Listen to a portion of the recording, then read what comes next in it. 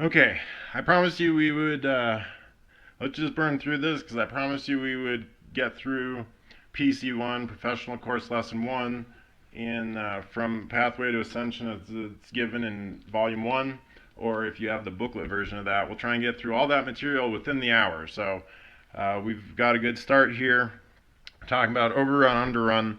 The reason, and touch and let go. So let's just put that down here.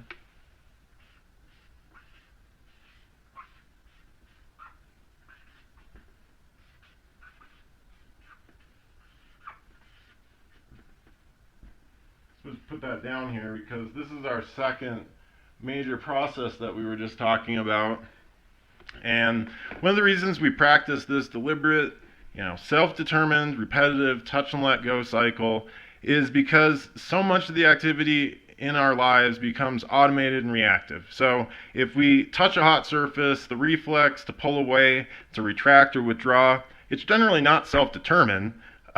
This lack of self-determinism even contributes to a prolonged sense of pain thereafter.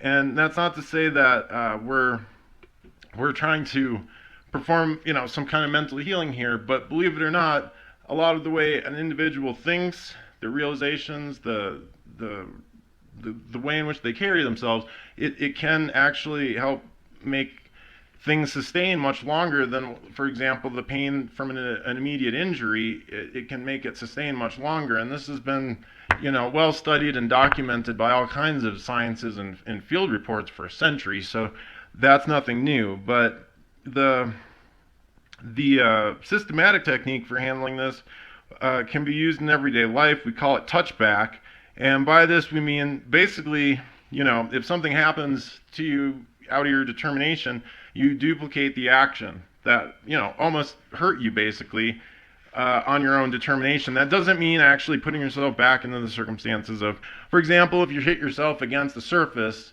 turning around and consciously touching and letting go, deciding to touch, deciding to let go, reach and withdraw. Doing this on a conscious level, self-determined, will actually, well, like I said, this is, I need to name, obviously I have to present this in a way where it's something you're going to apply, where it's something of interest, where it's something that doesn't seem too complicated to understand and doesn't require too many volumes to bring it about. But this is not something, we used to say at the beginning of every one of our books. I think the hardcovers, we still do.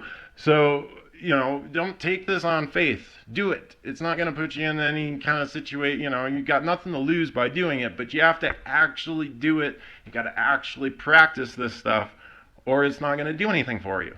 It's not a magic word or an afterthought or a last ditch effort to just kind of well, let me see. No. I've already spent, including the basic course, 5 hours of lecture to try and develop a basic understanding of how to increase attention awareness in the formal session and in the previous course, all the various things that you will use as tools, as basic fundamental tools to succeed in this. So just give it a shot. That's all we're saying. So, so again, in the course, when we say to duplicate, those actions that hurt, we mean to do it slowly, safely, just we don't, if you burnt yourself on a hot stove, you don't do it again while the stove is hot. Obviously, you would let it cool down, and then just basically or if it was a sharp instrument, you would want to cover it up or do something to avoid actually injuring yourself with the sharp instrument again. The point is that during the course of our lives, countless lives, zillions of them, of years and such of an existence, that's all being recorded. You get a little paper cut, and you flinch and you record in your information. Paper's dangerous, and so you like paper just a little bit less after that, and you have just that much more of a consideration overlay onto reactive automation and so forth. That's a small minor example, but the accumulation of millions of these bits of information is what has, again, brought the human condition down to the point of where we're at. So the automation or reactivity of a flinch or withdrawal, involves a decrease in actualized awareness. It's simply inherent in the mechanisms at work. When you're hurt, attention can also snap in on the body as an effect, but the actual self-determined awareness withdraws. And this is one of the ways in which we've actually, through the course of a continued lifetime, begin to feel as if we are more and more of our body, because although our attention reactively withdraws from an instance like that, the pain factor, the contact factor, and sensation, because we are withdrawing, the spirit will always protect itself first. So make no mistake about that. But because we are withdrawing, that snap attention also creates kind of a chain reaction of pains and so forth, because it is, again, not self-determined. And so while the spirit's withdrawing, some sensation with the body that it's that it's compulsively attached to, unknowingly. At one point, we could actually control and drop and lift and whatever these bodies and just take them and use them as we needed to, much like picking up a phone to communicate with someone in that, within that level of communication, or as a game piece. Unfortunately, this lack of, and we'll put in parentheses here the idea of reach and withdraw, because that is what's actually happening on, and touch and let go is the exercise that we're doing, but reach and withdraw, that's the nature of the beast, the mechanisms that are behind all this. So so we've got that. Let's see. This actually even works with something as simple as stubbing your toe. You'll have noticed that the sting of the pain continues to hurt after the incident takes place. And for surprisingly a long time sometimes, given how the lack of real damage that's taking place, and that's what I mean about the idea of pain sensations and so forth and things lingering, is we're not talking about the sensation that's occurring at the time that an injury is happening. We're talking about what affects people generally more in their day-to-day life, which is the continuation or the ongoing presence of this, or the idea that it's continuing or present. So, because of now, and the other idea, and that we point out in your textbook, is that there's a tendency to stub the same toe again soon afterward, because we've actually withdrawn our attention from the toe and prefer not to confront the event. So you see on this kind of small scale example, of this kind of push and pull, reach and withdraw, the flows that are taking place here. We've stubbed the toe, we've decided, now I don't want to think about it anymore, I don't want to confront the fact, I'm not going to, touch the toe, touch the place that it, I'm withdrawing all attention from that. The same thing is more likely to happen again on accident. We're not being aware, we're not acting and living deliberately. So again, this is just, ways of seeing how this stuff works, not just within a systematic session or for some point of spiritual awareness, some pipe dream that we're like dangling out. Every step of the way on the pathway to ascension, the way New Standard Systemology presents it, like in the new textbook. And this is actually a new edition for us this year in 2024. We just developed all this. We spent last year developing all this, and we've just now put it out in, back to back, just the whole thing, bottom to the top. So, okay, the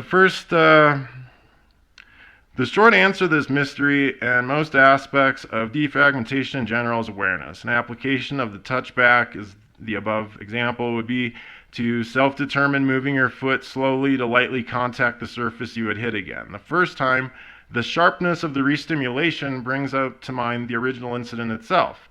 But after a few more runs of this process, the pain more quickly subsides and there is less of a tendency for the same injury to repeat again. Now, this is just one example of applying, systemology philosophy to life that doesn't require a PCL or being in session and whatnot. For a decade prior to establishing the systematic session processing model that we've got going on, we were doing this stuff as just kind of based on theories, different reports and different things. So it's just a little bit more structured now. But What we're really starting to handle in terms of what's going on here is the willingness to reach. And that's another key, that's really a key word here. The idea is willingness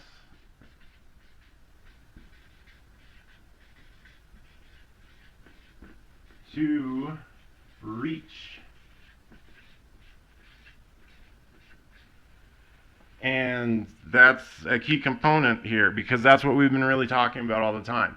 When we're talking about things on automation, things being self-determined or not self-determined, ultimately what we're talking about is an alpha spirit's willingness to reach. And as the alpha spirit is willing to reach more, it doesn't say what they have to reach for, what they're going to reach for. It simply says that there is nothing compelling or a tendency or a program or a reactive association. There's nothing getting in the way of a truly self-determined willingness to reach. That's all we're shooting for here. So let's just get on to, real quickly, the last process so we can wrap up PC1. And there's more details, background, and so forth than what I've been able to cover, but so far, just covering Professional Course Lesson 1 or the Professional Course Booklet number 1 for the Pathway to Ascension is actually taken, even in summary, has taken about 2.5 hours. So we definitely have you in store for quite a bit here over the next several weeks here at the Academy. But the final process covered in this lesson, it's actually deceptively simple to run. It's the one that people talk about here at the Academy all the time. You hear the students talking about the wall. And so what is that? And there's some gossip jokes and stuff about the wall, and this has unfortunately led to some people that have been here a while into not taking it as seriously, but the most basic PCL for the process is this. Look at that wall, walk over to that wall, touch the wall, and turn around. And then it is repeated with the other wall. It's run in an open room between two walls. It's important there's a clear path between them, no obstacles. It's prefer the walls are bare. It's done over and over again. And there's a point when running this process that it can really ping you with some discomfort. And it may even stir up a lot of other sensations that stem from things that remain beneath the surface and not yet accessible. But you just kind of push through all of this and you continue. And whatever point you start to feel good about handling control of the body, you end the process. As with other examples of objective processing, this may also be applied as an advanced exercise, and it's actually that one that a lot of people have had a lot of fun with early on. This is the one at the end of the first lesson that, like I said, all the students, they seem to enjoy their talking about it and whatnot. Don't think I don't hear. So you lie down comfortably on the floor, and again, as with the other examples, you begin your practice with the standard version. Just before you lie down, you practice doing the standard version, walking across, and then you lie down, and you begin doing deliberate actions, but imagining yourself as a spirit, basically doing it. So after walking between the two walls, you settle in the middle and just kind of direct your attention as though you're walking between the two walls.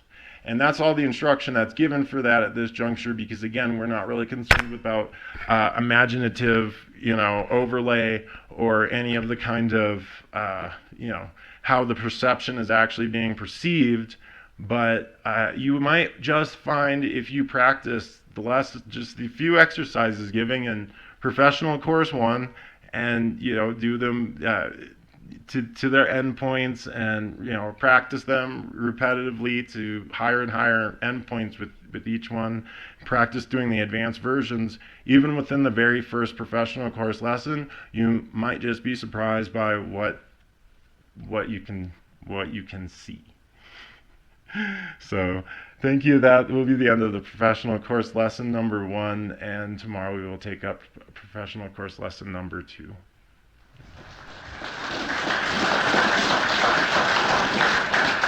The Joshua Tree Imprint, JFI Publications, in conjunction with Mardukite Academy and the Systemology Society, present the single greatest breakthrough of the 21st century for all humanity, the perfection of a new standard systemology, a complete map for the way out from the bottom to the top, and your key to being an ascended master in this lifetime.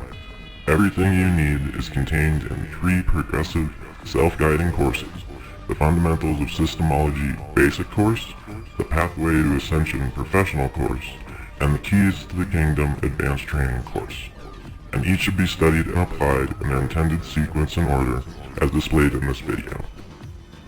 All 3 courses combined are available as 5 standard hardcover volumes, but also as 33 installments, since each single course lesson is also available individually as a pocket-sized manual. The Fundamentals of Systemology Basic Course includes Being More Than Human, Realities in Agreement, Windows to Experience, Ancient Systemology, A History of Systemology, and Systemology Processing. The Pathway to Ascension Professional Course, including processing levels 0 through 6, includes in Volume 1, Increasing Awareness, Thought and Emotion, Clear Communication, Handling Humanity, Free Your Spirit, Escaping Spirit Traps, Eliminating Barriers, and Conquest of Illusion. The Pathway to Ascension Volume 2 includes Confronting the Past, Lifting the Veils, Spiritual Implants, Games and Universes, Spiritual Energy, Spiritual Machinery, The Arcs of Infinity, and Alpha Thought. The Keys to the Kingdom AT Advanced Training Course for Processing Level 7 in Volume 1 includes The Secret of Universes, Games, Goals, and Purposes, The Jewel of Knowledge, Implanted Universes, and the Supplementals Systemology Biofeedback and Systemology Procedures.